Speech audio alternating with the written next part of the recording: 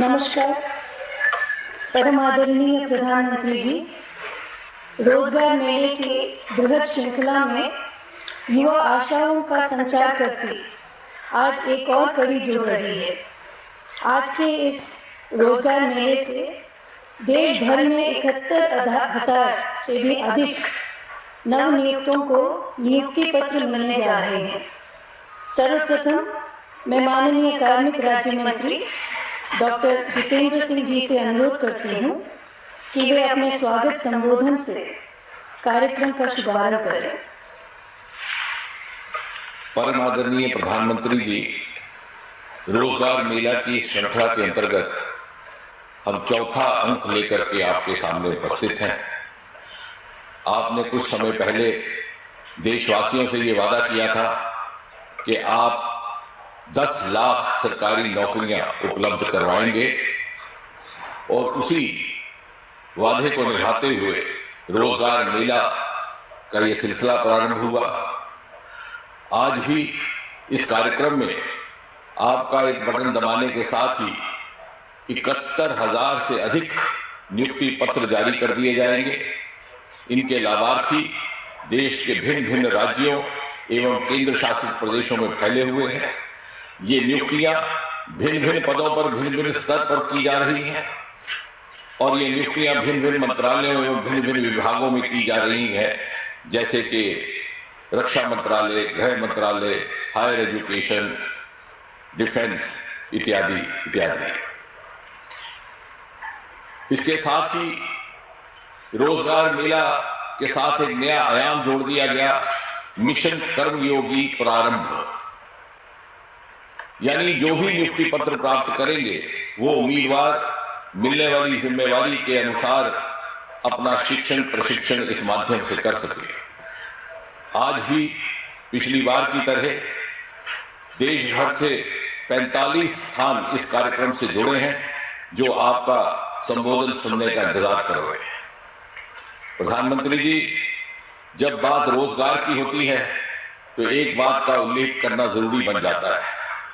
आपने देश को ये जागरूकता दी कि रोजगार महज और मात्र सरकारी नौकरी नहीं, और आपने गत 9 वर्षों में अनेकों ऐसे अलग अलग क्षेत्रों में विकल्प उपलब्ध करवाए जिनके माध्यम से नौजवान बिना सरकारी नौकरी के भी अपनी रोजगार, अपनी जीविका सम्मानजनक ढंग से कमा सके। उदाहरण के तौर पर आपने लाल किले से आह्वान किया startup India, stand up India, और देखते ही देखते 300-400 से बढ़कर के स्टार्टअप्स की संख्या 90,000 का आंकड़ा पार कर गई। यूनिकॉर्न की संख्या 100 का आंकड़ा पार कर गई और भारत दुनिया में स्टार्टअप इकोसिस्टम में तीसरे दर्जे पर आकर के खड़ा हो गया। और इसी कारण ग्लोबल इनोवेशन इंडेक्स में 41 पैदान का जंप लगाते हुए 81 दर्जे से 40वें दर्जे पर जा पहुंचे। आपने निचले मध्यम वर्ग के लोगों के लिए भी विकल्प पैदा किए। प्रधानमंत्री स्वनिधि योजना के तहत 4 लाख वेंडर पार्टनर्स को लोन प्राप्त हुए। नौजवानों के लिए सरल लोन स्कीम मुद्रा योजना आपने प्रारंभ की। 700 करोड़ से अधिक राशि वितरित हो चुकी है। 80 लाख सेल्फ हेल्प ग्रुप इसके लाभार्थी हैं और महत्वपूर्ण बात यह कि 70% से अधिक इनमें से महिलाएं हैं।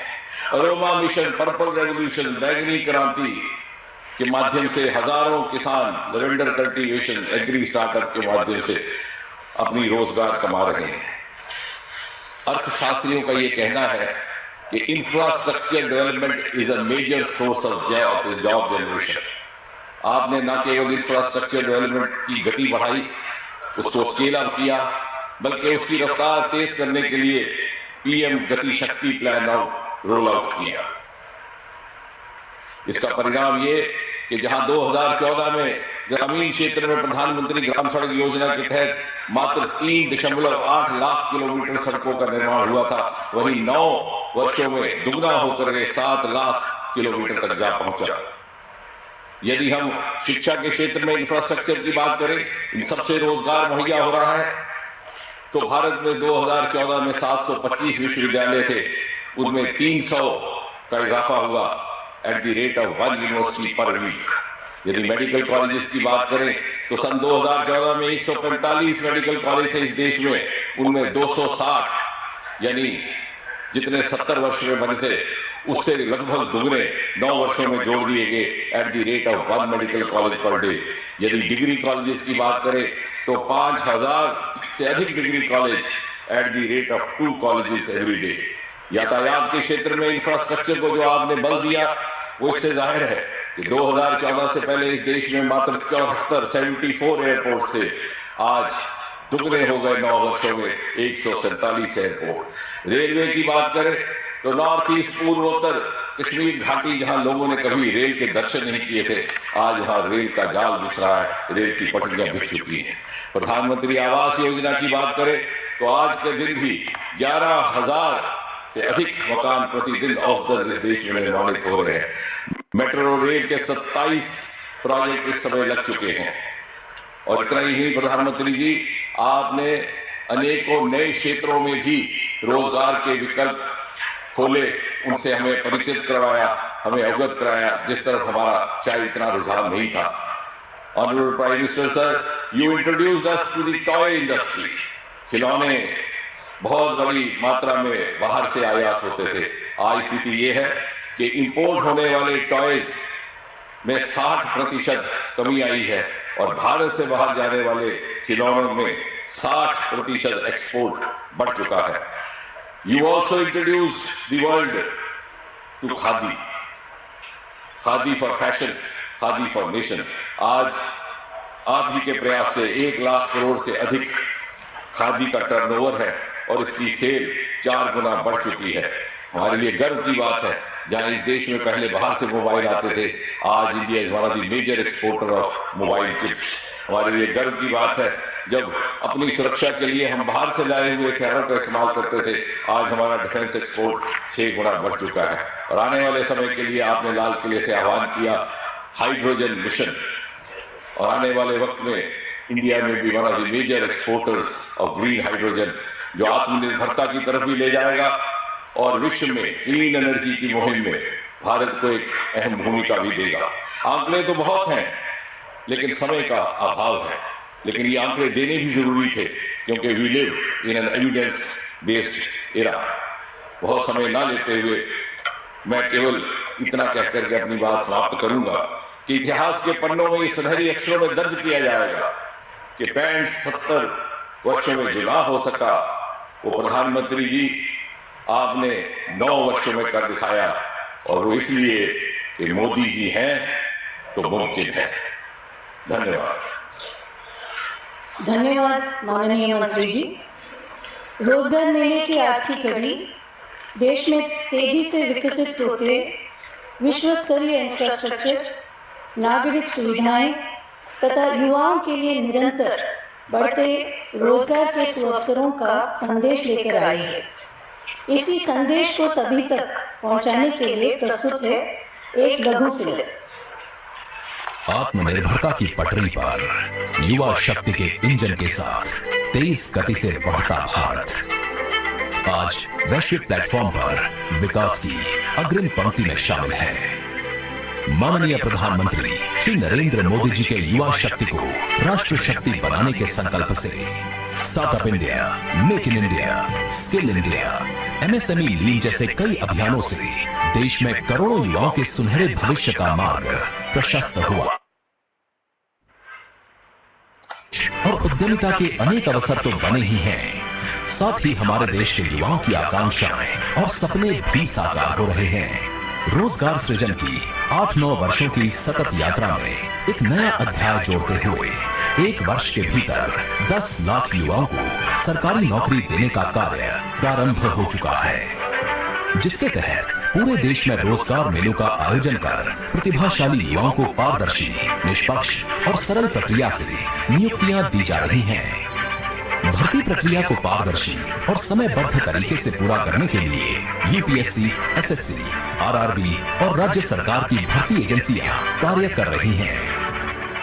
नवनियुक्तों को रेल मंत्रालय में अनेक पद जैसे assistant loco pilot, station master, junior engineer, track maintainer, pointsman और टेक्नीशियनों के साथ साथ टीटीई, कमर्शियल क्लर्क एवं बुकिंग क्लर्क। गृह मंत्रालय में सब इंस्पेक्टर, कांस्टेबल, स्वास्थ्य विभाग में डॉक्टर, नर्स, शिक्षा विभाग में अध्यापक, लेक्चरर सहित अनेक विभागों में विभिन्न पदों पर पदस्थापित किया गया है।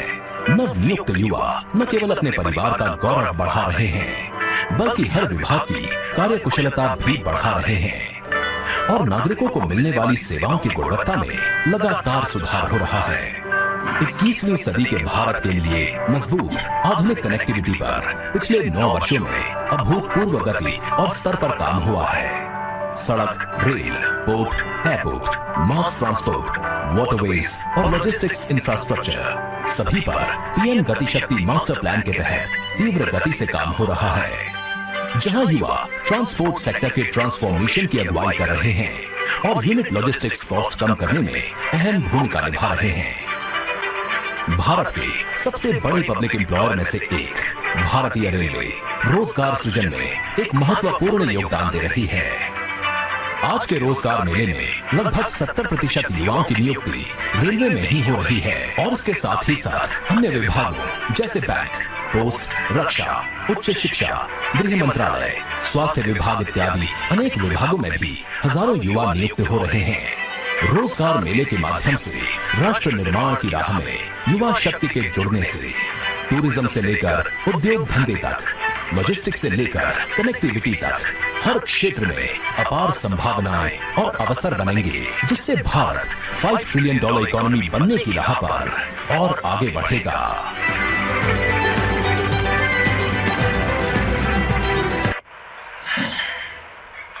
अब मैं आदरणीय प्रधानमंत्री जी से प्रार्थना करती हूँ कि वे रिमोट का बटन दबाकर नियुक्ति पत्रों के वितरण के इस राष्ट्रव्यापी अभियान का शुभारंभ करें।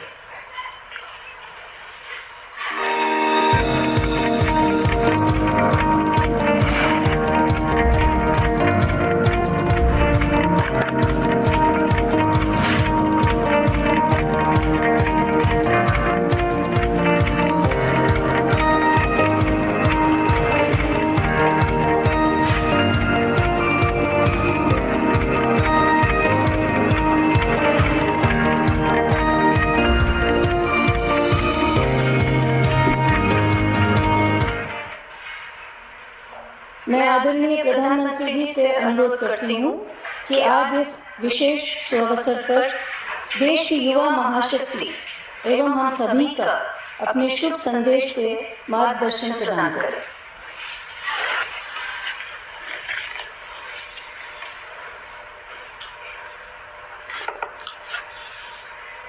नमस्कार साथियों, आज वैशाखी का पावन पर्व है। मैं सभी देशवासियों को वैशाखी की लख लख बधाइयां देता हूं। उल्लास भरे इस त्योहार में आज 70,000 से ज्यादा युवाओं को केंद्र सरकार के विभिन्न विभागों में सरकारी नौकरी मिली है। आप सभी युवाओं को, आपके परिवारजनों को बहुत बहुत बधाई। आपके उज्जवल भविष्य के लिए अनेक अनेक शुभकामनाएं। साथियों, विकसित भारत की संकल्प से सिद्धि के लिए हमारी सरकार युवाओं की प्रतिभा और ऊर्जा को सही अवसर देने के लिए प्रतिबद्ध है। केंद्र सरकार के साथ ही गुजरात से लेकर असम तक, उत्तर प्रदेश से लेकर के महाराष्ट्र तक एनडीए और भाजपा शासित राज्यों में सरकारी नौकरी देने की प्रक्रिया तेज गति से चल रही है। कल ही मध्य प्रदेश में 22,000 से ज्यादा शिक्षकों को नियुक्ति पत्र सौंपे गए। ये राष्ट्रीय रोजगार मेला भी युवाओं के प्रति हमारे कमिटमेंट का प्रमाण है। साथियों, आज भारत दुनिया की सबसे तेज रफ्तार से आगे बढ़ने वाली अर्थव्यवस्था है। पूरी दुनिया कोविड के बाद मंदी से जूझ रही है। ज्यादातर देशों की अर्थव्यवस्था लगातार गिरती चली जा रही है, लेकिन इन सब के बीच भारत को दुनिया एक ब्राइट स्पॉट के तौर पर देख रही है। आज का नया भारत अब जिस नई नीति और रणनीति पर चल रहा है, उसने देश में नई संभावनाओं और नए अवसरों के द्वार खोल दिए हैं। एक समय था जब भारत टेक्नोलॉजी हो या इंफ्रास्ट्रक्चर, एक प्रकार से रिएक्टिव अप्रोच के साथ काम करता था, बस रिएक्ट करना। 2014 के बाद से भारत ने प्रोएक्टिव अप्रोच अपनाई है। इसका नतीजा ये हुआ है कि 21वीं सदी का ये तीसरा दशक रोजगार और स्वरोजगार के वो अवसर पैदा कर रहा है जिनकी पहले कल्पना भी नहीं की जा सकती थी। आज युवाओं के सामने कई ऐसे सेक्टर्स खुल गए हैं जो 10 साल पहले उपलब्ध तक नहीं थे। हमारे सामने स्टार्टअप्स का उदाहरण है। स्टार्टअप्स को लेकर आज भारत के युवाओं में जबरदस्त उत्साह है। एक रिपोर्ट के मुताबिक स्टार्टअप्स ने 40 लाख से ज्यादा डायरेक्ट और इनडायरेक्ट जॉब तैयार की है। इसी तरह ड्रोन इंडस्ट्री है। आज एग्रीकल्चर हो या डिफेंस सेक्टर, इंफ्रास्ट्रक्चर से जुड़े सर्वे हो या फिर स्वामित्व योजना, ड्रोन की मांग लगातार बढ़ती जा रही है। इसलिए बहुत सारे युवा ड्रोन मैन्युफैक्चरिंग, ड्रोन फ्लाइंग से जुड़ रहे हैं। आपने ये भी देखा है कि बीते 8-9 वर्षों में कैसे देश के स्पोर्ट्स सेक्टर का कायाकल्प हो गया है। आज देश भर में नए स्टेडियम तैयार हो रहे हैं, नई एकेडमी तैयार हो रही है। इनमें कोच, टेक्नीशियन, सपोर्ट स्टाफ की जरूरत पड़ रही है। देश में स्पोर्ट्स का बजट 2 गुना होने से भी युवाओं के लिए नए मौके बन रहे हैं। साथियों, आत्मनिर्भर भारत अभियान की सोच और अप्रोच सिर्फ स्वदेशी अपनाने और वोकल फॉर लोकल से कहीं ज्यादा है। ये सीमित दायरे वाला मामला नहीं है। आत्मनिर्भर भारत अभियान गांव से लेकर शहरों तक भारत में रोजगार के करोड़ों नए अवसर पैदा करने वाला अभियान है। आज आधुनिक सैटेलाइट से लेकर सेमी हाई स्पीड ट्रेन तक भारत में ही तैयार हो रही है।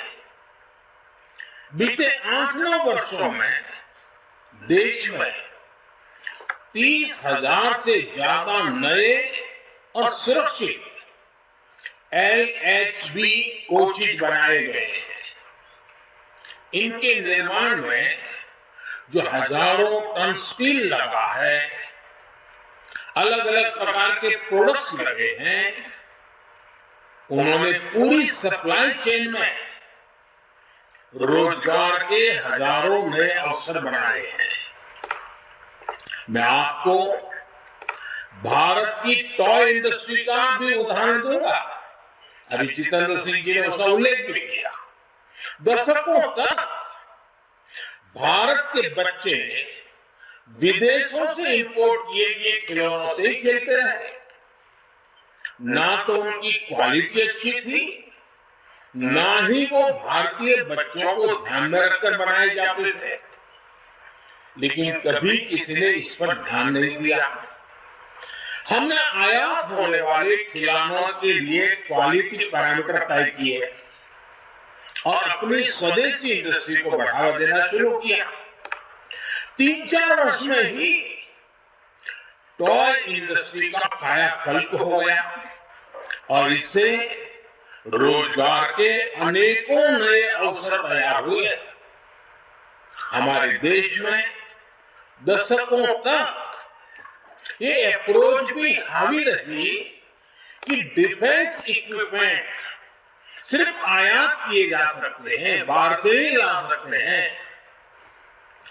हम अपने देश के मैन्युफैक्चरर्स पर ही उतना भरोसा नहीं करते थे। हमारी सरकार ने इस अप्रोच को भी बदल डाला।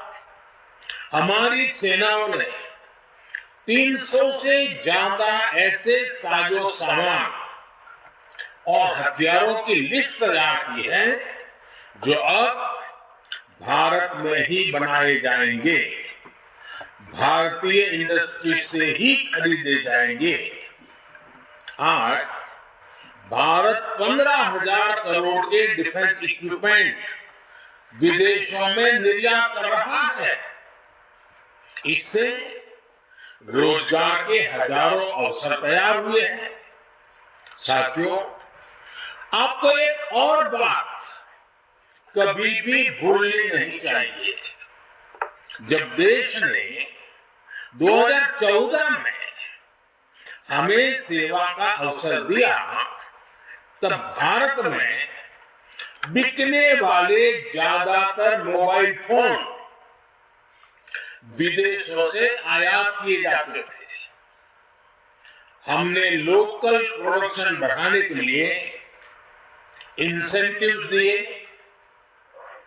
अगर आज भी 2014 से पहले वाली स्थिति होती तो फॉरेन एक्सचेंज पर हमारे लाखों करोड़ रुपए खर्च हो गए होते। लेकिन अब हम ना सिर्फ घरेलू जरूरतों को पूरा कर रहे हैं, बल्कि मोबाइल फोन का निर्यात भी कर रहे हैं, दुनिया के देशों में पहुंच रहा है। इससे भी रोजगार के हजारों नए अवसर बने हैं। साथियों, एम्प्लॉयमेंट जनरेशन का एक और पक्ष है और वो इंफ्रास्ट्रक्चर प्रोजेक्ट्स में सरकार द्वारा किया गया इन्वेस्टमेंट। हमारी सरकार इंफ्रास्ट्रक्चर प्रोजेक्ट्स में तेज रफ्तार के लिए जानी जाती है। जब सरकार कैपिटल एक्सपेंडिचर पर खर्च करती है तो बड़े पैमाने पर इंफ्रास्ट्रक्चर जैसे रोड, रेलवे, पोर्ट, नई इमारतें, बहुत सी प्रकार की चीजें तैयार हो जाती है। इंफ्रास्ट्रक्चर निर्माण में इंजीनियर, टेक्नीशियन, अकाउंटेंट, श्रमिक, हर प्रकार के उसमें तरह तरह के इक्विपमेंट, स्टील, सीमेंट, ऐसी भांति भांति की चीजों की जरूरत पड़ती है। हमारी सरकार के दौरान पिछले 8-9 वर्षों में कैपिटल एक्सपेंडिचर में 4 गुना बढ़ोतरी हुई है। इससे रोजगार के नए अवसर और लोगों की आय दोनों में वृद्धि हुई है। मैं आपको भारतीय रेलवे का उदाहरण देता हूं। 2014 से पहले 7 दशकों में 20,000 किलोमीटर के आसपास रेलवे लाइनों का इलेक्ट्रिफिकेशन हुआ था। पिछले 9 वर्षों में हमने करीब 40,000 किलोमीटर रेल लाइनों का इलेक्ट्रिफिकेशन पूरा किया है। 2014 से पहले एक महीने में सिर्फ 600 मीटर नई मेट्रो लाइन बनाई जाती थी। 600 मीटर। आज हम हर महीने लगभग 6 किलोमीटर की नई मेट्रो लाइन बना रहे हैं। तब हिसाब मीटर में होता था, आज हिसाब किलोमीटर में हो रहा है। 2014 में देश में 70 से भी कम जिलों में 70 से भी कम जिलों में गैस नेटवर्क का विस्तार हुआ था। आज ये संख्या बढ़कर 630 जिले तक पहुंच गई है। कहां 70 जिले और कहां 630 जिले। 2014 तक ग्रामीण इलाकों में सड़कों की लंबाई भी 4 लाख किलोमीटर से कम थी। आज ये आंकड़ा भी बढ़कर 7.25 लाख किलोमीटर से ज्यादा हो चुका है। आप अंदाजा लगा सकते हैं कि जब गांव में सड़क पहुंचती है तो उसका क्या क्या प्रभाव होता है। इससे पूरे इकोसिस्टम में तेज गति से रोजगार का सृजन होने लगता है। साथियों, ऐसे ही काम देश के एविएशन सेक्टर में हुआ है। 2014 तक देश में 74 एयरपोर्ट थे। आज इनकी संख्या 148 हो गई है। हम सभी जानते हैं कि एयरपोर्ट ऑपरेशंस में कितने ज्यादा स्टाफ की जरूरत पड़ती है। आप अनुमान लगा सकते हैं कि इतने नए एयरपोर्ट्स ने भी देश में हजारों नए अवसर तैयार किए हैं। और आपने देखा है कि हाल ही में एयर इंडिया ने रिकॉर्ड संख्या में नए हवाई जहाज खरीदने का ऑर्डर दिया है। कई और भारतीय कंपनियां भी इसी तैयारी में हैं। यानी आने वाले दिनों में इस सेक्टर में कैटरिंग से लेकर इन फ्लाइट सर्विसेज तक, मेंटेनेंस से लेकर ऑन ग्राउंड हैंडलिंग तक बड़ी संख्या में नए अवसर तैयार होंगे। ऐसी ही प्रगति हमारे पोर्ट सेक्टर में भी हो रही है। समुद्री तट का जो विकास हो रहा है, हमारे पोर्ट जो डेवलप हो रहे हैं, आज हमारे पोर्ट्स पर पहले की तुलना में कार्गो हैंडलिंग 2 गुनी हो चुकी है और इसमें लगने वाला समय अब आधा रह गया है। इस बड़े बदलाव ने पोर्ट सेक्टर में भी बड़ी तादाद में नए अवसर तैयार किए हैं। साथियों, देश का हेल्थ सेक्टर भी एम्प्लॉयमेंट जनरेशन का बेहतरीन उदाहरण बन रहा है। 2014 में भारत में 400 से भी कम मेडिकल कॉलेज थे। आज 660 मेडिकल कॉलेज हैं। 2014 में अंडर ग्रेजुएट मेडिकल सीटों की संख्या करीब 50,000 थी। आज 1 लाख से ज्यादा सीट उपलब्ध है। आज पहले के मुकाबले 2 गुनी संख्या में डॉक्टर परीक्षाएं पास करके तैयार हो रहे हैं। आयुष्मान भारत योजना की वजह से देश में अनेकों नए अस्पताल और क्लिनिक बने हैं। यानी इंफ्रास्ट्रक्चर का हर प्रोजेक्ट रोजगार और स्वरोजगार उसमें बढ़ोतरी सुनिश्चित कर रहा है। साथियों, ग्रामीण अर्थव्यवस्था को गति देने के लिए सरकार जो एफपीओ बना रही है, सेल्फ हेल्प ग्रुप को लाखों करोड़ की मदद दे रही है, स्टोरेज कैपेसिटी का विस्तार कर रही है, उससे गांव के युवाओं के लिए अपने गांव में ही रोजगार के अवसर बन रहे हैं। 2014 के बाद से देश में 3 लाख से ज्यादा नए कॉमन सर्विस सेंटर्स बने हैं। 2014 के बाद से देश के गांवों में 6 लाख किलोमीटर से ज्यादा ऑप्टिकल फाइबर बिछाया गया है। 2014 के बाद से देश में 3 करोड़ से ज्यादा घर गरीबों को बनाकर दिए गए हैं। इनमें से 2.5 करोड़ से ज्यादा घर गांवों में बने। बीते वर्षों में गांवों में 10 करोड़ से ज्यादा शौचालय, 1.5 लाख से ज्यादा हेल्थ और वेलनेस सेंटर्स, हजारों नए पंचायत भवन, इन सभी निर्माण कार्यों ने गांव में लाखों युवाओं को काम दिया है, रोजगार दिया है।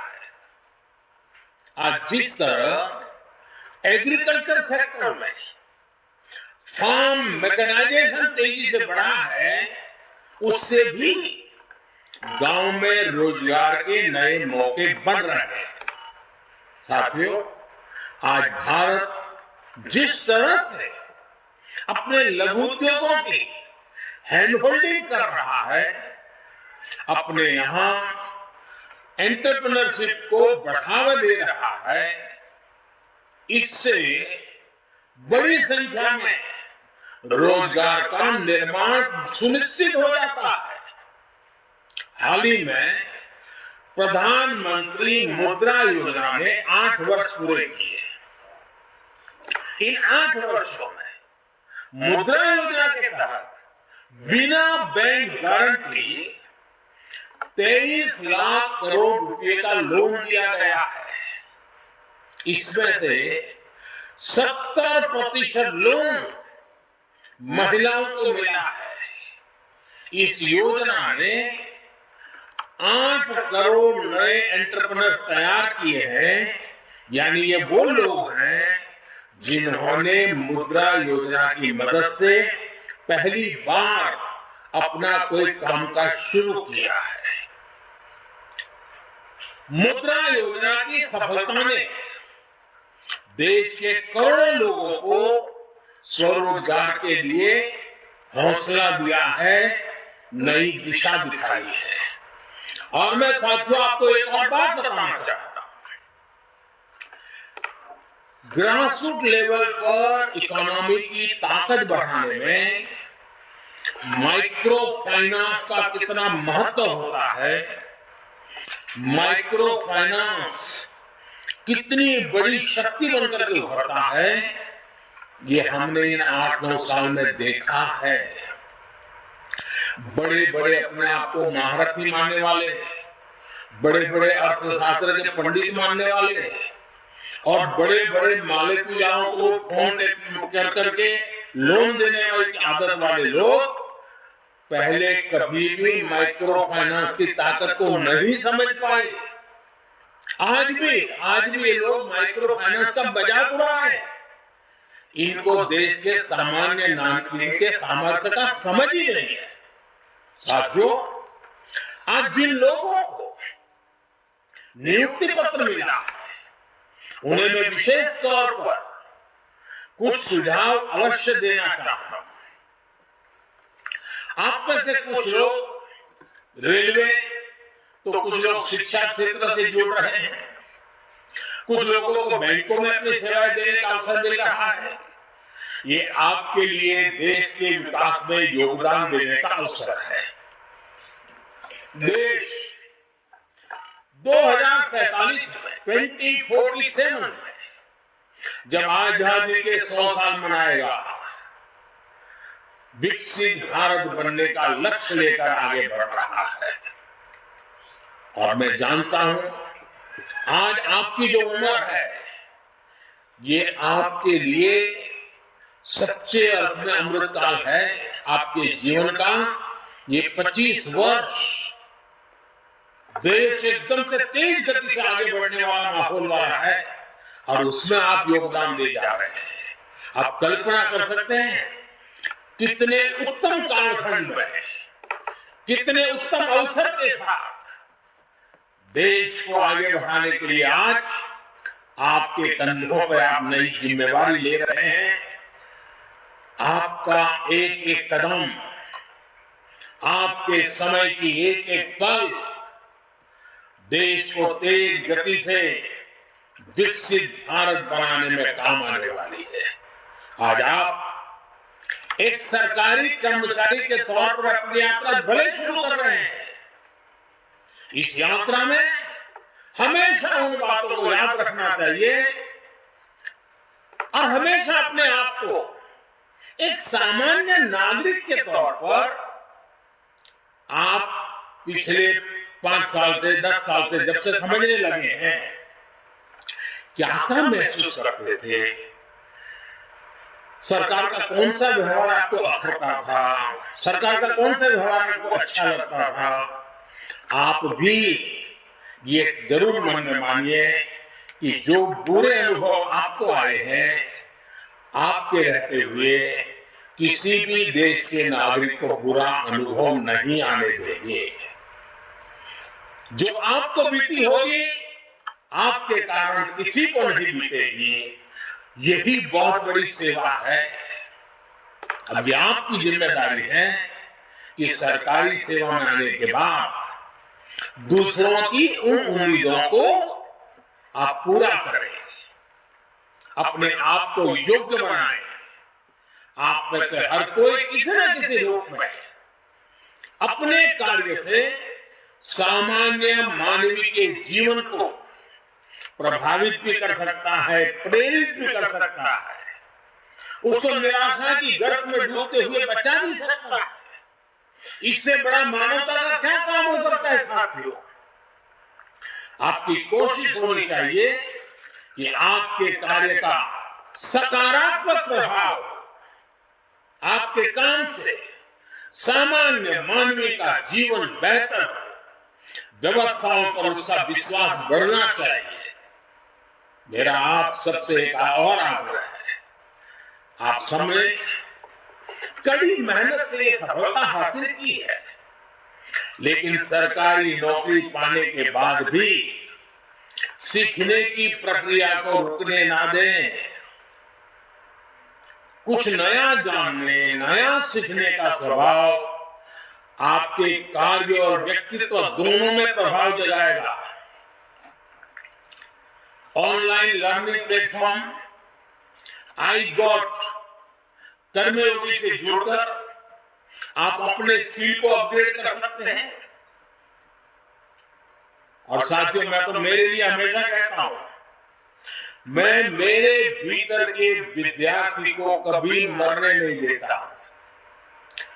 मैं बड़ा विद्वान हूं, मुझे सब आता है, सब मैं सीख चुका हूं, ऐसा भ्रम लेकर के न मैं पैदा हुआ हूं न काम करता हूं। मैं हमेशा अपने आप को एक विद्यार्थी मानता हूं, हर किसी से सीखने का प्रयास करता हूं।